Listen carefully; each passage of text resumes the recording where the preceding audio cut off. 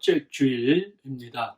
우리 하나님 앞에 사도신경으로 신앙을 고백함으로 예배를 드리겠습니다.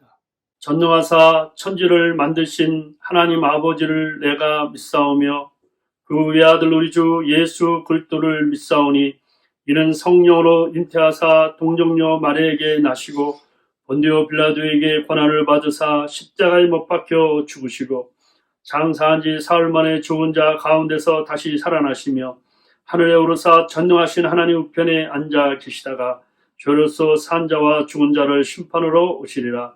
성령을 믿사오며 거룩한 공예와 성도가 서로 교통하는 것과 죄를 사하여 주시는 것과 몸이 다시 사는 것과 영원히 사는 것을 믿사옵나이다. 아멘. 나는 예배자입니다. 찬양합니다. 나는 하나님을 예배하는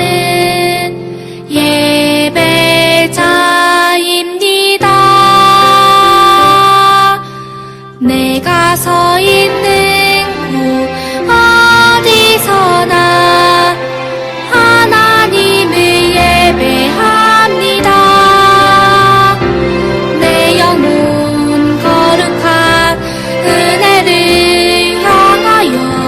내 마음 완전한 하나님 향하여 이곳에서 바로 이 시간 하나님을 예배합니다.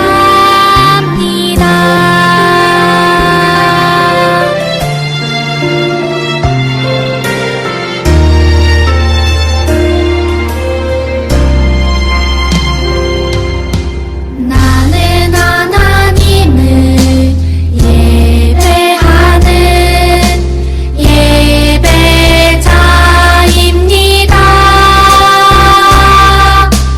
내가 서 있는 곳 어디서나 하나님을 예배합니다. 내 영혼 거룩한 은혜를 내 마음 완전한 하나님 향하여 이곳에서 바로 이 시간 하나님을 예배합니다.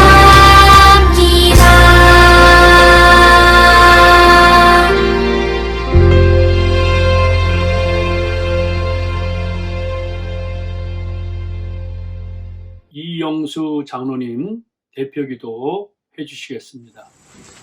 우리의 갈 길을 인도하시는 하나님, 우리의 모든 삶이 주님의 능력 아래 있사오니 우리를 다스려 주옵소서. 오늘도 인도하심에 따라 주님의 전에 나와 예배를 드리오니 받아 주시옵소서. 우리는 무지하고 나약하며 죄 가운데 살고 있사오니 불쌍히 여기시고 용서하여 주옵소서. 무슨 일을 하든지 내 맘 내 뜻대로 하지 않고 주님의 뜻을 따라 살기를 원합니다. 코비드-19 기간 동안도 늘 풍성하신 은혜를 때마다 순간마다 베풀어 주시는데도 알지 못하여 감사하며 살지 못하였음을 용서하옵소서. 우리 삶이 정결하고 진실하여서 그리스도인으로 세상의 모범이 되길 원합니다. 우리의 죄악 때문에 십자가에 달리신 주님의 고난을 기억하며 올바른 성도의 삶을 살게 하옵소서. 좋은 백신들을 주셔서 공포 속의 팬데믹도 이겨내게 하시고 힘든 경제도 앞길을 열어주시옵소서. 사랑하는 광림교회에 속한 식구들을 어른에서부터 어린아이까지 보호해주시고 지켜주셔서 이 어려운 시간들을 잘 극복하게 하옵소서. 말씀 선포하실 목사님 영육간에 강건케 하시어 그 말씀으로 한 주간 살아가게 하옵소서. 악은 모양이라도 버리게 하시고 우리 마음에 선한 일을 시작하셨사오니 이루어주심 또한 믿습니다. 우리의 생활에 예수 그리스도 우리 주님의 흔적을 갖게 하여 주시기를 원합니다. 이 시간 우리의 마음이 주님께 집중되게 하옵소서. 세상적인 것들, 일상적인 것들을 내려놓고 오직 구원의 주님만을 바라보게 하옵소서. 우리에게 예배드리는 기쁨을 주신 주님, 이 시간 영광을 홀로 받으옵소서. 주님을 사랑합니다. 우리 주 예수 그리스도 이름으로 기도하옵나이다. 아멘. 찬송 내 평생에 가는 길 함께 부르시겠습니다.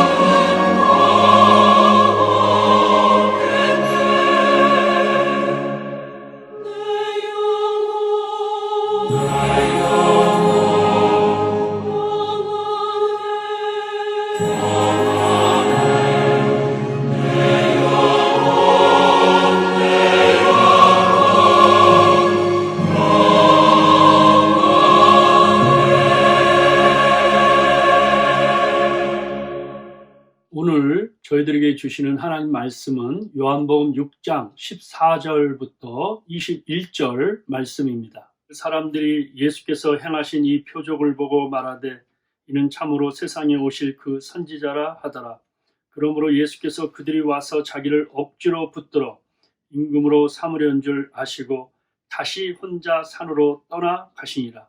저물매 제자들이 바다에 내려가서 배를 타고 바다를 건너 가버나움으로 가는데 이미 어두웠고 예수는 아직 그들에게 오시지 아니하셨더니 큰 바람이 불어 파도가 일어나더라.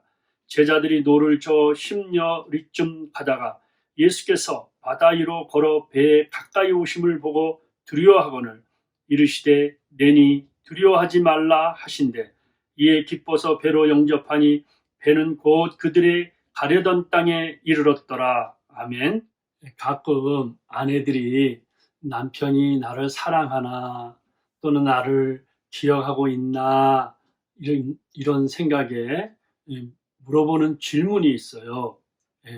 한 연례 형사로 1년에 한 번 정도 또 물어보죠. 여보, 당신은 다시 태어나도 나와 함께 결혼할 겁니까? 이런 질문입니다. 여러분들도 한번 받아보셨죠? 그런데 세 종류의 사람이 있어요. 미련한 사람은 이렇게 얘기합니다. 내가 미쳤어? 내가 당신이랑 결혼하게? 나는 안 해.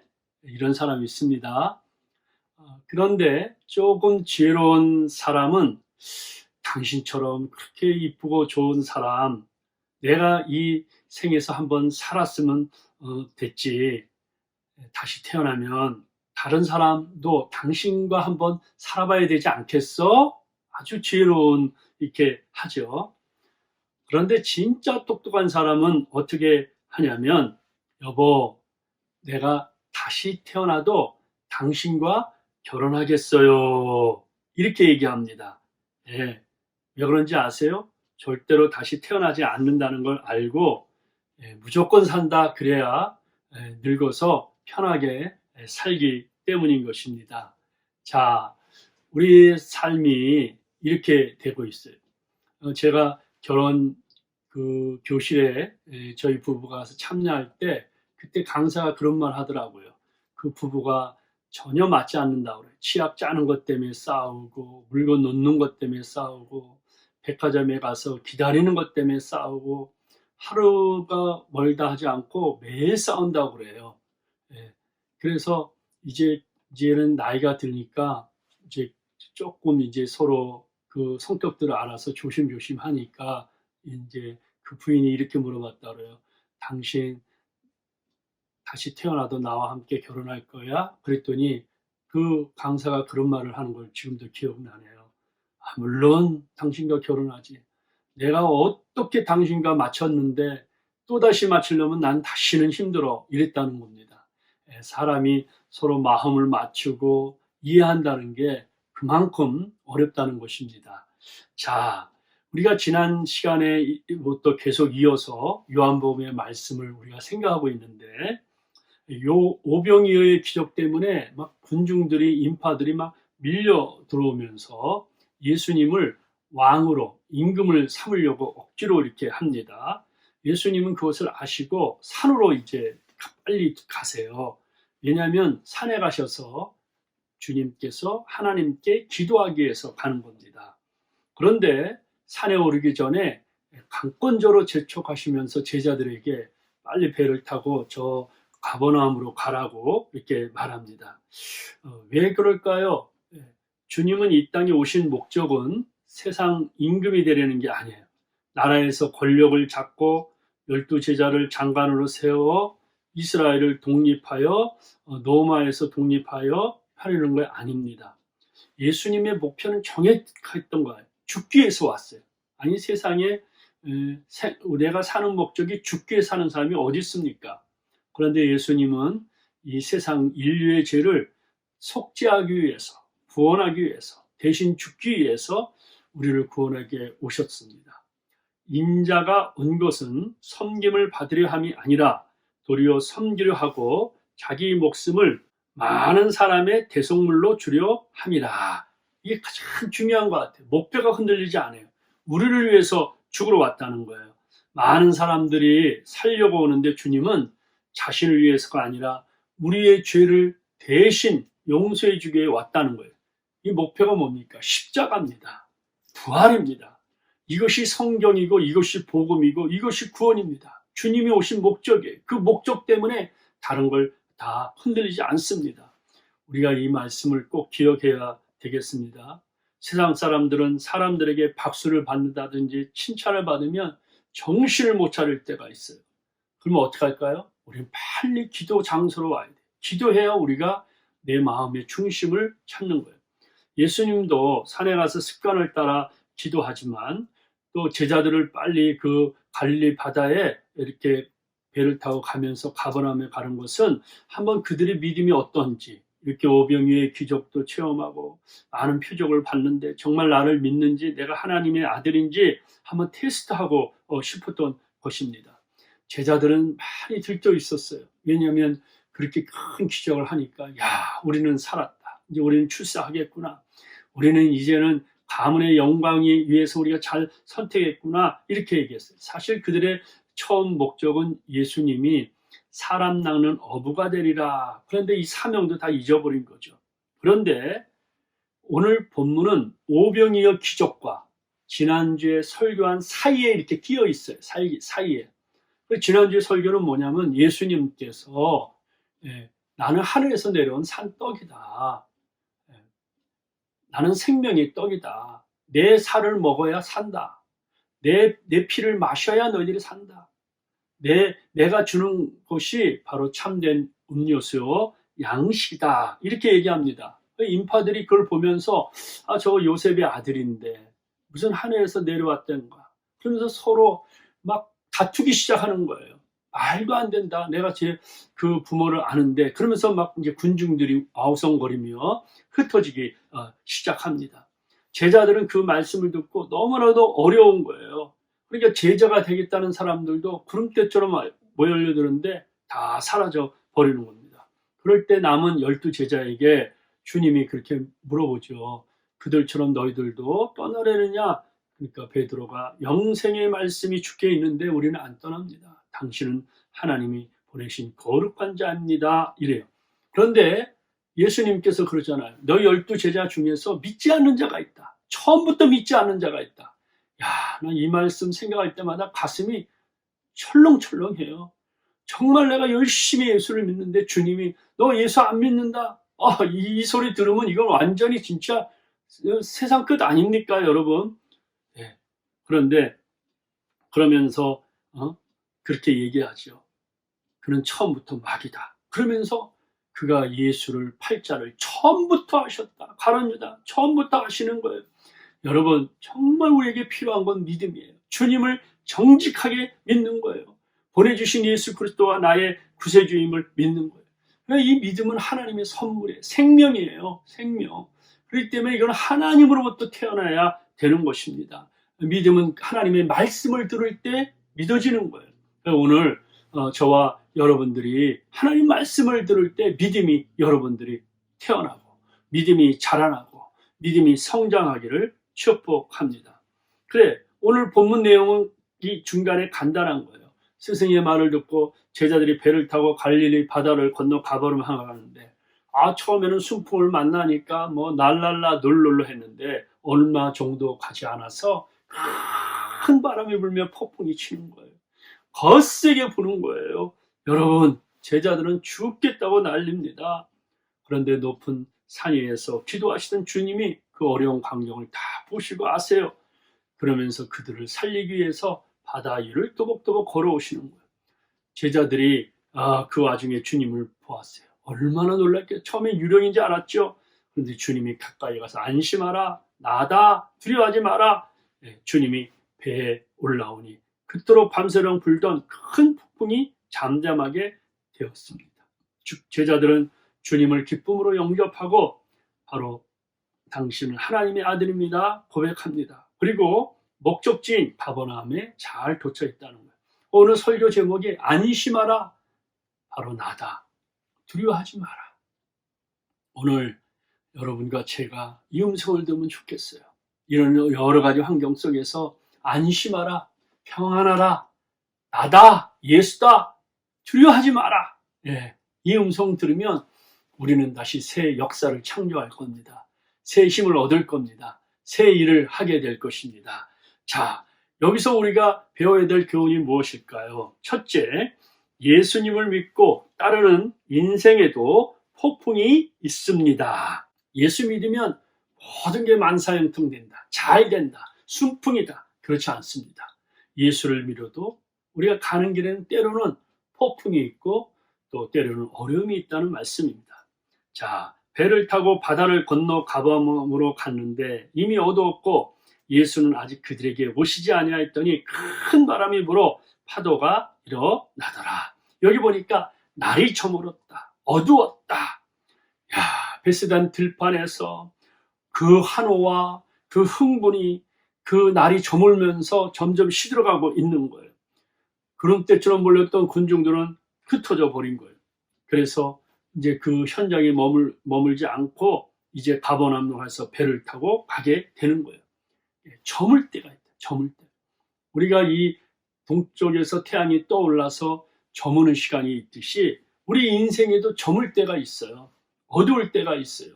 저도 이 LA 공항에 처음에 도착할 때 얼마나 정말 팔팔한 청년과 같은 거 아니었습니까? 30살이니까 얼마나 막 힘이 넘쳤겠어요. 그런데 벌써 30년의 세월이 확 지나가 버린 거예요. 여러분, 그러니까 우리가 항상 살다 보면 성공할 때도 있지만은 저물 때가 있다는 거예요. 그렇죠? 풍요로울 때가 있지만 저물 때가 있다는 거예요. 그러니까 누군가는 인생의 저녁 노을이 찾아오는 거예요. 황혼기가 찾아오는 것입니다. 이렇게 실패가 있고 질병이 있고 또는 때로는 황혼 저물 때가 있을 때 사람들이 어떤 태도를 하냐면 어떤 사람은 절망하고 자포자기, 어떤 사람은 자살을 해요. 어떤 사람은 스스로 목숨을 끊습니다. 그런데 어떤 분은 조용히 주님의 뜻을 바라보고 주님을 바라보는 것을 볼 수가 있습니다. 참 이게 중요한 태도이겠죠. 이렇게 괴롭게 노를 쥐고 있는데 큰 바람이 불어 파도가 일어날 때는 인간의 한계를 도달하죠. 큰 바람이 불어 파도가 일어나더라. 12제자 중 6명에서 7명은 갈릴리 바다 어부 출신이잖아요. 그런데 태풍 앞에는 꼼짝 못해요. 경험도 지식도 쓸 수가 없어요. 여러분, 이런 경우가 있죠. 자기가 할 수 없을 때. 암 전문의가 암으로 죽잖아요. 유명한 한의사가 암으로 죽잖아요. 그걸 어떻게 표현할 수 있어요? 저도 목사지만 많은 환자들을 위해서 기도해주고 그랬지만 저희 아버님이 한 9개월 동안 아프실 때 아무것도 할 게 없어요. 가만히 보니까 의사 선생님도 아무것도 할 게 없어요. 이미 탁 쓰러지시니까 어떻게 할 방법이 없어요. 생명을 조금 이렇게 어떻게 약을 통해서 조금 어떻게 좀 지연할 수는 있을지 몰라도 아무것도 하세요. 그러니까 목사가 할 게 아무것도 없어요. 하나님만 바라볼 수밖에 없는 겁니다. 그러니까 이들도 그 배를 타고 막 큰 폭풍과 거센 파도가 치니까 아무것도 할 수 없어요. 죽겠구나 이 생각밖에 안 할 겁니다. 현대 아무리 미국이 과학이 발달되고 의료가 IT 항공산업이 발달돼 할지라도 보세요. 얼마 전에 텍사스에 한파가 일어나니까 뭐 할 게 없어요. 그냥 도망가는 것밖에 없어요, 여러분. 갑자기 쓰나미가 일어나면 그냥 도시를 그냥 바다 물결과 함께 다 쓸어버리는 거예요. 또 토네이도가 있으면 집도 자동차도 다 날아가 버리잖아요. 어때요, 여러분? 작년 1월에 참 이 땅에서 퍼진 코로나19가 코비드-19이 세계를 이렇게 흔들어 놓을 줄 누가 알았습니까? 아무것도 몰라요. 꼭꼭 숨어라. 머리카락 보인다. 어디서? 집에서. 그래서 자택명령을 1년 이상 지났어요. 그러니 그 자라나는 청소년들이 얼마나 답답하겠고 어르신들도 좀 이렇게 나들이를 해야 되는데 얼마나 답답하겠어요. 그런데 이것을 예측한 사람은 아무도 없어요. 처음에는 마스크 써지 않아도 된다 그러더니 지금은 마스크를 2장씩 쓰라고 합니다. 백신을 맞았더라도 금년 말까지 내년까지 마스크를 꼭 써야 된다는 거예요. 왜 그렇습니까? 변이 바이러스가 이게 재확산을 일으켜서 지금 바이러스보다 11배 이상 사망률을 이렇게 난다는 거예요. 미국이 최첨단인데 지금까지 코로나 그 감염자, 확진자가 3천만 명 이상이 넘어요. 여러분 생각이 됩니까? 3천만 명 이상. 사망자가 53만 명이에요. 예, 그런 거 보면 대한민국은요, 감염자가 10만 명도 안 돼요. 10만 명도, 9만 명인가? 이 정도예요. 예, 사망자도 1000명도 안 돼요. 그런 거 보면 정말 우리 대한민국이 최고입니다. 최고. 지구촌에서는 1억 1700만 명이 코로나에 감염됐고 사망자는 260만 명이에요. 그 보이지 않는 균 때문에 죽은 사람이 260만 명이에요. 내 주변에 아는 사람들이 죽어가고 있었어요. 여러분, 이거는 의료진들이 하긴 숫자에 불과하지 알려지지 않는 통계, 계산되지 않은 통계까지 합치면 최소한 5배에서 10배 이상이에요. 여러분, 이렇게 자연 앞에서 벌벌 떠는 거예요. 아무도 속수무책이 할 수가 없어요. 지구온난화로 지구는 정말 10초 전이라고 하잖아요. 그럼에도 불구하고 하나님이 이 지구를 붙들고 계세요. 우주를 붙들고 계세요. 우리를 사랑하시고 우리에게 자비를 베푸는 건 변하지 않는 거예요. 하나님이 보고 계시는 거예요. 이렇게 갑자기 찾아오는 인생 풍랑을 경험하게 됩니다. 한파의 풍랑, 코로나19의 풍랑, 건강의 풍랑, 경제적으로 강풍을 만난 풍랑. 이 풍랑을 내가 무슨 머리를 써서 해결되는 게 아니에요. 바로 인생은 풍랑이 일고 있는 캄캄한 갈릴리 바다와 같다는 거예요. 그런데 이렇게 내가 풍랑을 받고 있고 하나님 앞에 기도하면 주님이 그냥 가만히 계시는 거예요. 우리 고생하고 있는 걸 보고 계시는 거예요. 그렇게 열심히 기도해도 뭐 별로 진전이 되는 게 없는 것 같아요. 배가 뒤집혀서 막 물에 빠져 죽었겠구나. 막 이런 찰나에 주님이 우리에게 손을 내미는 것을 볼 수가 있습니다. 얼마나 힘들면 시편 기자는 이렇게 말했습니까? 주여 깨소서 어찌하여 주무시나이까? 일어나시고 우리를 영원히 버리지 마소서. 어찌하여 주의 얼굴을 가리시고 우리의 고난과 압제를 잊으시나이까? 어떻게 하든지 하나님 앞에 기도해 봅니다. 제자들도 이래서 죽겠구나 하고서 하는데 배가 나가지 않는 거예요. 큰 노를 짓는데 얼마나 괴롭습니까? 아무리 지어도 나가지 않는 거예요. 예수께서 즉시 제자들을 재촉하사 자기가 무리를 보내는 동안에 배를 타고 앞서 건너편으로 가게 하셨다. 배를 타게 하신 분이 예수님의 분명한 뜻이 있는 거죠. 왜 배를 타고 가게 하셨을까? 하나님은 이렇게 큰 은혜를 체험하고 난 다음에 나를 얼마나 사랑하는가 의지하는가를 테스트하는 거예요. 그럴 때 그 시험을 통과할 때 그 오병이의 축복이 내 축복이 되는 거거든요. 진실로 나를 하나님의 아들로 믿는가? 하나님이 보내주신 메시아로 믿는가? 학생도 공부를 하고 난 후에 시험을 보잖아요. 왜 그 시험을 보냐면 그 내용을 충분히 이해했느냐 이렇게 되는 거예요. 그런데 풍랑이 일어날 때 이 제자들의 태도가 어땠습니까? 야, 맞다. 5,000명을 먹이고 12강에 남는 이 12강에 남는 이 떡덩어리가 여기 지금 바구니에 있는데 우리가 하나님을 의지하자, 주님을 의지하자. 주님은 물로 변화의 포도주가 되고 38년 된 그 환자도 고치시고 이런 역사가 일어나는데 주님 앞에 부르짖어 기도하면 주님이 이것도 해결할 것이다. 이 믿음을 가져야 되는데 그들이 그걸 깨닫지 못하는 거예요. 정말 이게 중요한 겁니다. 깨닫지를 못해요. 한심한 거죠. 믿지 못하는 거예요. 예? 너무나도 두려워 떨리는 거야. 이게 참, 우리가 말씀 들을 때는 아멘, 믿습니다. 그러는데, 말씀을 적고 나고 생활에 들어가서 어려움이 있으면, 말씀도 떠나고, 예수도 떠나고, 성경도 다 이게 떠나는 거예요. 떠나는 거예요. 예? 이게 참 어렵습니다. 예? 주님은 어디든지 계시고, 어디든지 역사하잖아요. 예? 참, 그러니까 그곳에서 우리가 하나님을 바라볼 때, 하나님이 은혜를 주세요. 제 딸들 중에 LA에 러포맷에 다니는 딸이 있어요. 직장을 5일 일주일에 5일을 다니는데 3일은 직장에 가서 일을 해요. 그런데 이틀은 자택, 집에서 일을 이렇게 합니다. 그런데 제가 이렇게 몇 개월 동안 집에서 일하는 모습을 보니까 너무 열심히 해요, 집에서. 아니 조금 이렇게 좀 쉬면서 이렇게 지혜롭게 해야 되잖아요. 쉬지도 않고 어떤 때는 점심도 못 먹고 일을 해요. 그리고 퇴근 시간보다도 더 한두 시간 일을 하는 케이스가 있어요.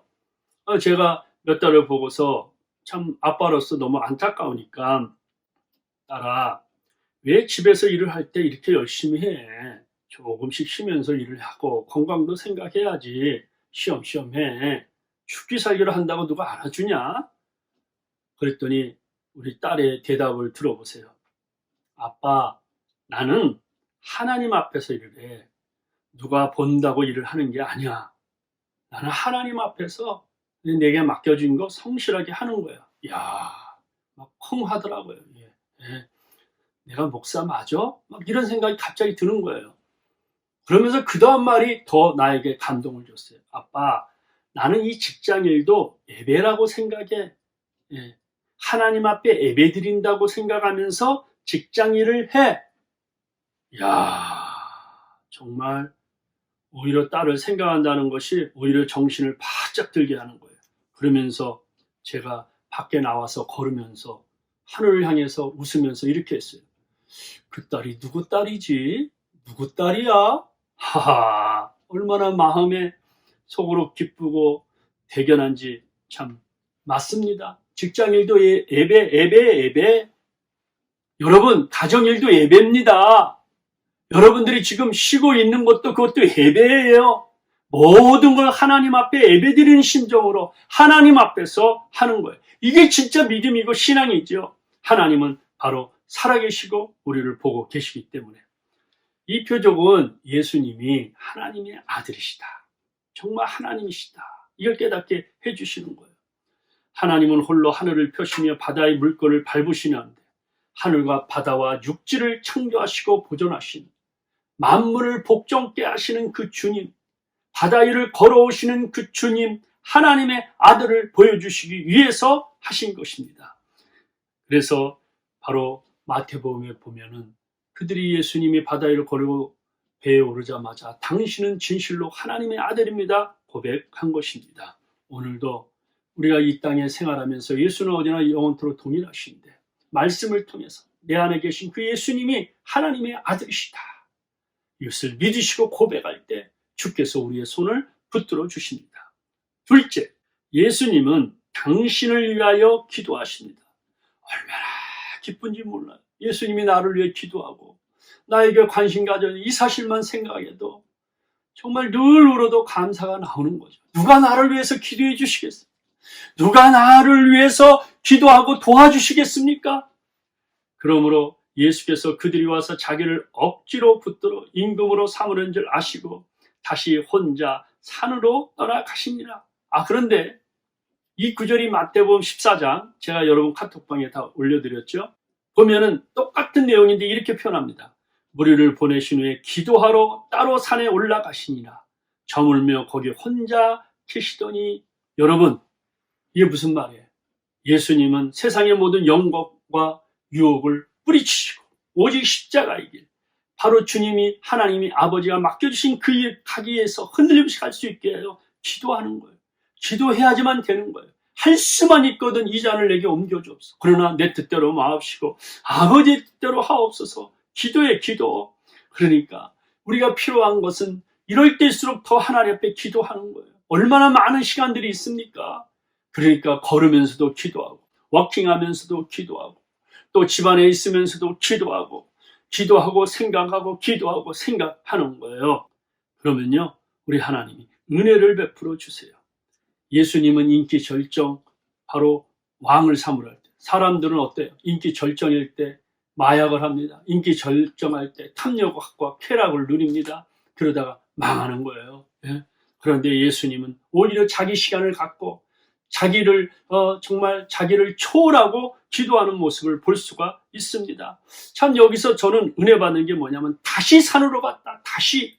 이게 무슨 말이에요? 습관이에요, 습관. 예수님의 거룩한 습관은 기도의 습관이에요.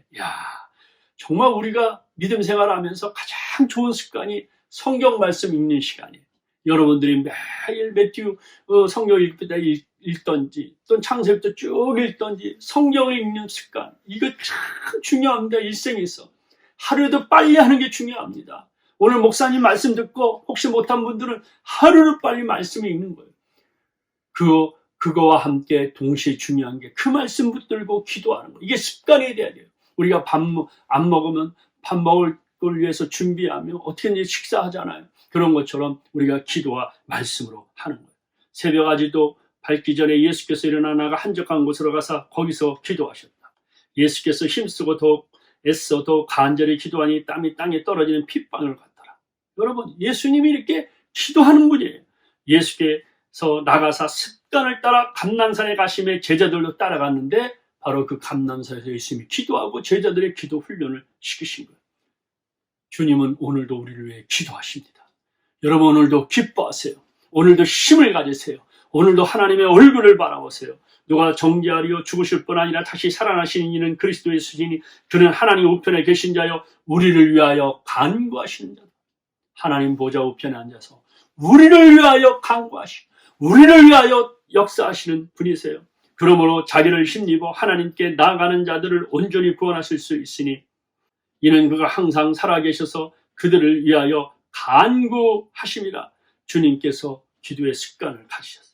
그러니 우리도 정말 그런 습관을 가져야 될 거 아닙니까? 하나님 앞에 기도하면 하나님이 역사하여 주시는 거예요. 그러면요 하나님이 고요하게 만드는 거예요. 이에 시편에 보면 막 풍랑이 일어나고 아이고 나 죽겠다 그래갖고 이 몸이 막 이리들 뒤돌아가고 저리들하고 먹었던 게 다 토하고 죽을 수밖에 없는 상황에 아이고 하나님 나 살려주세요. 이에 그들의 고통 때문에 여호와께 부르짖으며 그가 그들의 고통에서 그들을 인도하여 내시고 강풍을 고요하게 하사 물결도 잔잔하게 하시는도다. 할렐루야! 여러분, 이렇게 코로나19의 강풍이 불고 여러 가지 경제적인 강풍이 있다 할지라도 우리 하나님 앞에 부르짖어 기도하고 하나님 앞에 매달리면 하나님이 그 풍랑을 잔잔케 해주시고 우리를 인도하시고 우리를 축복하시고 우리에게 소망을 주신다는 것입니다. 우리 주님이 우리의 기도를 안 드시는 것 같아요. 그러나 여러분 놀라지 마세요. 관련된 본문을 보면 우리가 알 수 있어요. 마가복음 한번 보세요. 바람이 거스림으로 제자들이 싱겁게 노젓는 것을 보시고 밤 사경쯤에 바다 위로 걸어서 그들에게 오사 지나가려고 하시매. 여기 보세요.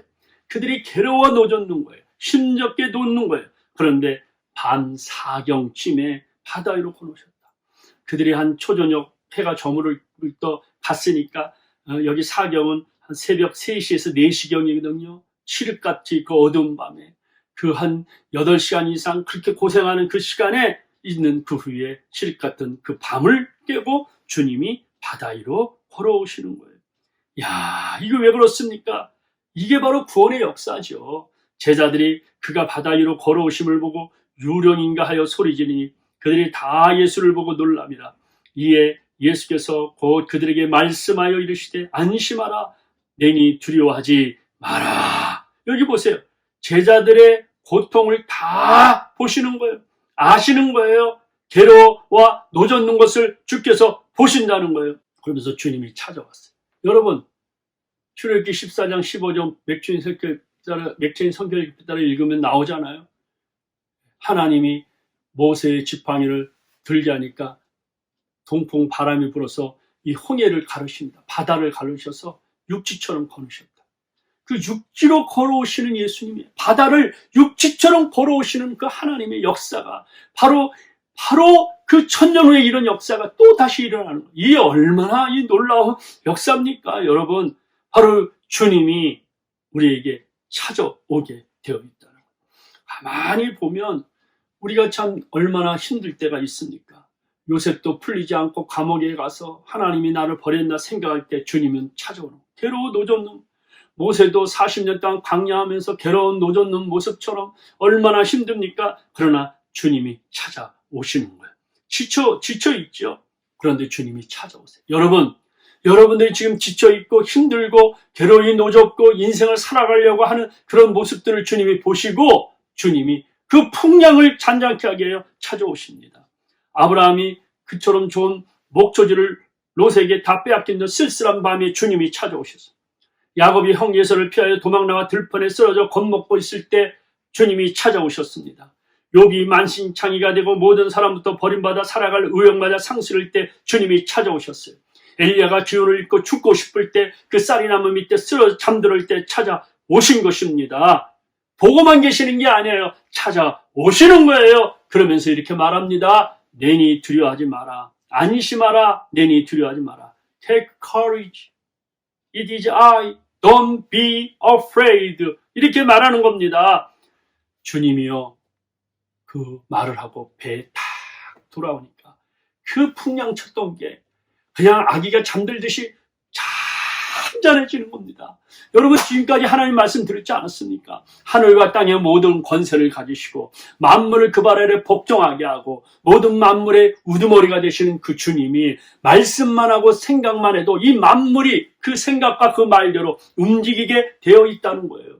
여러분의 가정에 찾아가셔서 여러분 마음방에 찾아가셔서 주님의 말씀에 순종할 때 주님이 역사하여 주시는 거예요. 만약에 이 말씀의 권위를 잃어버리면 기독교는 문화가 되는 거예요. 그렇죠? 기독교는 교회는 유적지가 되고 성경은 인문하게 되는 겁니다.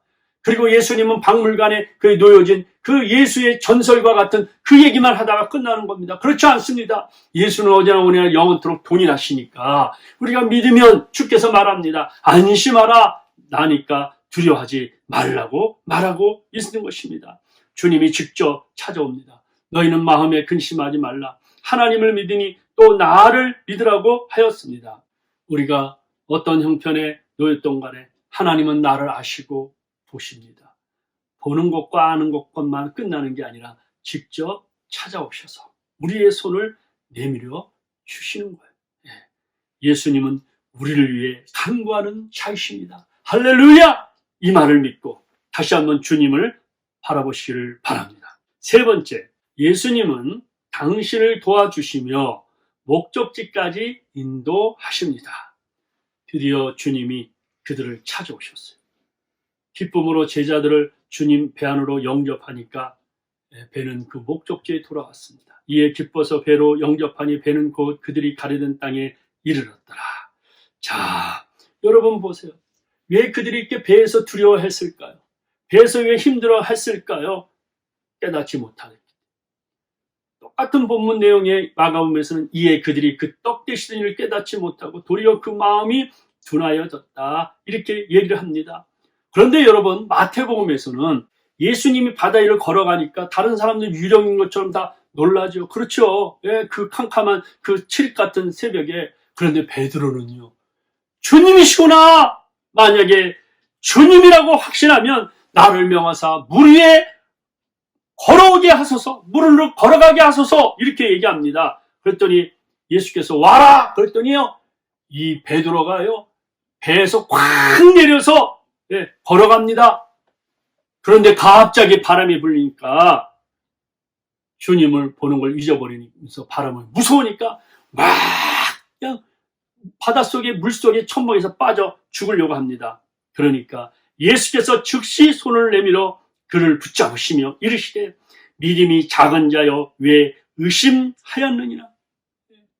이 믿음 문제예요. 믿음. 그래도 베드로는 대단해요. 바다 위를 걸어간, 이 세상에 바다 위를 걸은 사람은 베드로밖에 없어요. 인간은요. 믿음이 작은 자요. 그러면서 그 손을 다 붙잡는 거예요. 야, 그 다음 구절 한번 읽어봅시다. 함께 크게. 배에 함께 오름에, 누구와 함께? 베드로와 함께 오름에 바람이 그치는지라. 나는 여러분을 축복합니다. 바람이 그칠지어다. 여러분의 인생의 풍랑의 바람이 그칠지어다. 병의 바람이 그칠지어다. 가정의 바람이 그칠지어다. 배에 있는 사람들이 예수께 절하여 이르되 진실로 하나님의 아들이르소이다 하더라. 맞습니다. 예수님은 하나님이십니다. 여기서 우리가 배울 게 뭡니까? 이 풍랑 위에 바다 위를 걸어오신 예수님에게 우리가 믿을 거는 뭐냐? 예수님은 하나님이시다. 이걸 믿고 예수님께 내 인생을 맡기는 거예요. 내 마음을 맡기고 내 모든 걸 맡기는 거예요. 여러분, 예수님은 아무리 파도와 풍랑이 그 제자들의 행로를 막지 못합니다. 방해는 되었지만 마침내 제자들은 큰 목적에 그 목적지까지 도달하는 것을 볼 수가 있습니다. 오늘 저와 여러분들이 이 땅에 살면서 참 여러 가지 슬픔이 있고 또 불안과 두려움 속에 있을 때가 있어요. 또 주님이 보이지 않을 때도 있어요. 응답이 오지 않습니다. 상황이 빨리 개선되지 않습니다. 이러다가 인생이 결론이 비극으로 끝나지 않겠나 이렇게 생각할 때가 있어요. 두려워하지 마세요. 우리는 목적지까지 결국 도달하게 될 것입니다. 문제는 나에게 있어도 문제 해답은 하나님께 있습니다. 어느 화가가 무서운 풍랑을 만나 배 한 척을 그렸어요. 풍랑은 금방이라도 배와 선객들을 삼킬 듯 했습니다. 그런데 이상한 것은 그 배에 탄 사람들은 모두 겁에 질려서 두려워 떨기는커녕 모두 여유가 있고 웃고 즐거운 모습을 하고 있었습니다. 그림을 자세히 살펴봤더니 키를 잡고 항해하는 선장이 바로 예수님이었습니다. 고통 중에 계신 여러분, 왜 지금 주님을 바라보지 않습니까? 그분은 지금 여러분들을 도와주고자 합니다. 여러분의 인생의 핸들을 주님께 맡기십시오. 여러분들이 주님께 맡길 때 주님은 여러분의 인생을 책임져 주십니다. 여러분이 마지막에 부를 복음성 가사를 한번 생각해 보세요. 주님이여 이 손을 꼭 잡고 가소서. 약하고 피곤한 이 몸을 폭풍의 후감 속 해치사 빛으로 손잡고 날 인도하소서. 주님이 잡아주시는 손은 능력의 손입니다. 권능의 손입니다. 저희를 내 손에서 빼앗을 자가 없습니다. 하나님의 손이 우리를 돕습니다. 참으로 내가 너를 도와주리라. 참으로 의로운 오른손으로 너를 붙들리라. 오늘 이러한 축복이 여러분들의 있기를 주의 이름으로 축원합니다. 기도하겠습니다. 사랑하는 여러분, 당신은 요즘 어떤 풍랑으로 시달리며 허우적거리고 계신가요? 주님은 예기치 않은 풍랑을 통하여 당신의 믿음을 더 크게 만들어 주십니다. 지금 당신이 당면하고 있는 풍랑은 당신의 믿음을 퇴보시키는 것이 아니라 발전시키려는 것입니다. 그래서 예수님은 지금도 당신을 위해 기도하고 계십니다. 당신의 어려운 현장에 찾아오셔서 내가 내 곁에 있으니 안심하라고 속삭여 주십니다. 그러기에 오늘 이 시간 내가 비록 가난한 믿음이라 할지라도 주께 부르짖어 기도하며 그 사랑의 손을 내밀어 붙잡아 주십니다. 오늘 주님을 바라보십시오. 여러분이 더 이상 건드기 어려운 그런 일이라는 상황에도 친히 찾아오셔서 풍랑을 잔량케 하시고 힘없는 당신의 손을 붙잡아 일으켜 주시는 살아계신 주님을 만나시기를 바랍니다. 하나님, 오늘 이 시간에 머리 숙인 하나님 백성들에게 이러한 은혜와 축복을 허락하여 주시옵소서. 예수님 이름으로 기도하옵나이다. 아멘. 지금은 하나님 앞에 예물봉헌 드리는 시간입니다.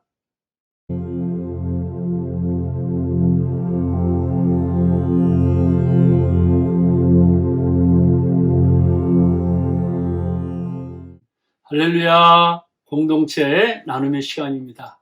한 주간 어떻게 보내셨습니까?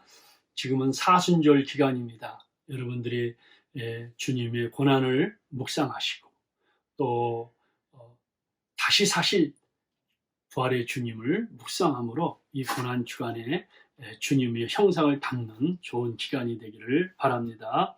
계속해서 맥체인 성경 읽기에 따라 여러분들이 성경을 읽어주시면 감사하겠습니다.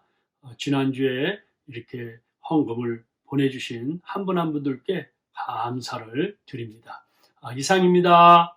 지금 이 시간에는 우리 다 같이 일어나셔서 오늘 제가 설교한 말씀들을 자세히 이렇게 좀 묵상하시면서 주님이여 이 손을 꼭 잡고 가소서 이런 찬양을 부를 텐데 두 번 부르려고 합니다.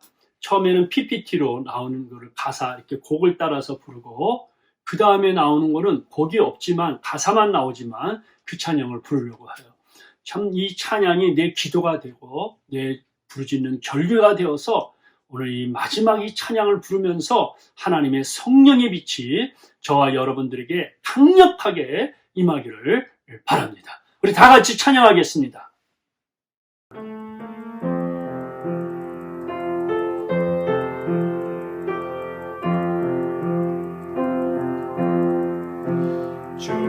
주님여 이 손을 꼭 잡고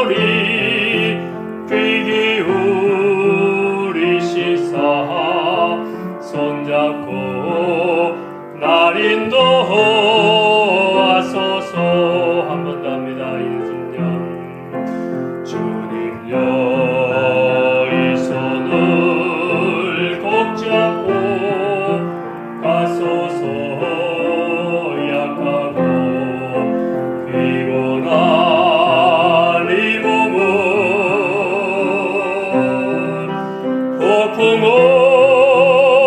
감소 해치사 빛처럼 손잡고 날 인도하소서.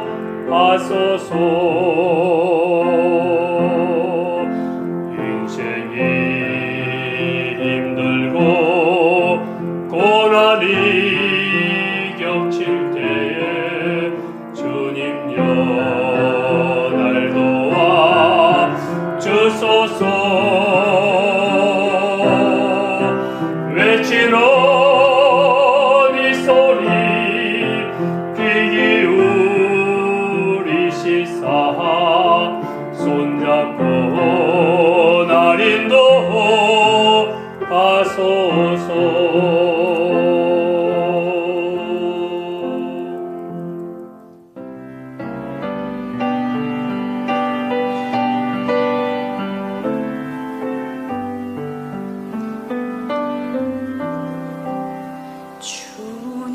주님여 이 손을 꼭 잡고 가소서. 약하고 피곤한 이 몸을 폭풍우 감소 해치사 빛으로 손잡고 날 인도하소서. 인생이 힘들고 고난이 겹칠 때 주님여 날 도와 주소서.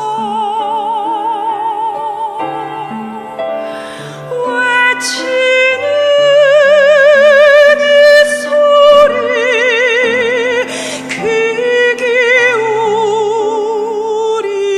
기울이시사 손잡고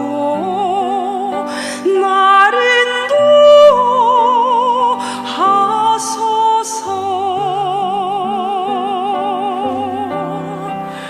폭풍우 감소 해치사 빛으로 손잡고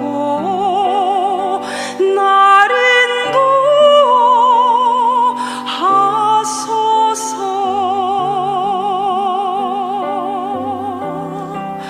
외치는 이 소리 귀 기울이시사 손잡고 날 인도하소서.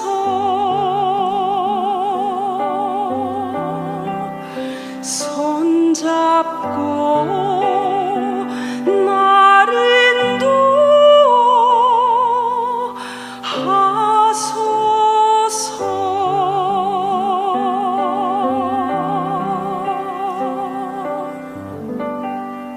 인도하소서. 축도하겠습니다. 하나님 아버지 감사합니다. 오늘 이렇게 믿음으로 찬양하고 믿음으로 주님 앞에 나와서 큰 힘을 얻습니다. 주여 새 힘을 날마다 허락하여 주옵소서. 오늘도 생명과 같은 물질 믿음으로 하나님 앞에 드렸습니다. 11조 헌금, 감사헌금, 주일헌금, 선교헌금 정성을 다하여 드렸는데 이 예물을 하나님이 받으시고 그 드려진 손길에 하나님이 100배, 1000배, 10,000배 이상의 복을 허락하여 주시옵소서. 이 땅에서 경제적으로 늘 풍년이 찾아올 수 있도록 은혜를 베풀어 주옵소서. 특별히 또 우리 성도 한 분 한 분들 영혼이 잘된 같이 범사가 잘되고 강건케 하여 주시고 믿음으로 살게 하시고 정말 주님 앞에 헌신하며 주의 얼굴을 바라보며 살 수 있게 하여 주시옵시고 하늘 신령한 것과 땅에 기름진 것으로 풍성하게 채워 주시옵소서.